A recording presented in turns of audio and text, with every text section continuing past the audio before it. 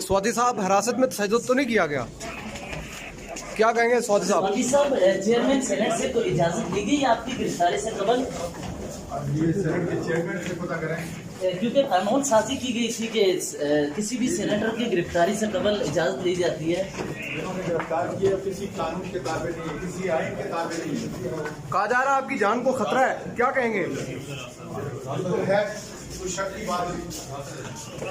किससे खतरा है स्वाति साहब आपको? कुर्बानी देने के लिए जो है इंशाअल्लाह ताला इसकी आज़ादी यही है।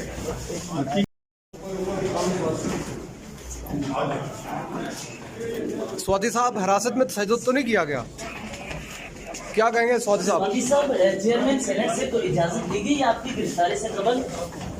ये सेनेट के चेयरमैन से पता करें, क्योंकि कानून साजी की गई थी कि किसी भी सेनेटर की गिरफ्तारी से कबल इजाजत दी जाती है। जिन्होंने गिरफ्तार किए किसी कानून के ताबे नहीं, किसी आइन के ताबे नहीं।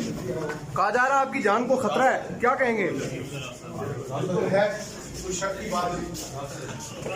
किससे खतरा है स्वाति साहब आपको? कुर्बानी देने के लिए जो है इंशाअल्लाह ताला इसकी आज़ादी यही है।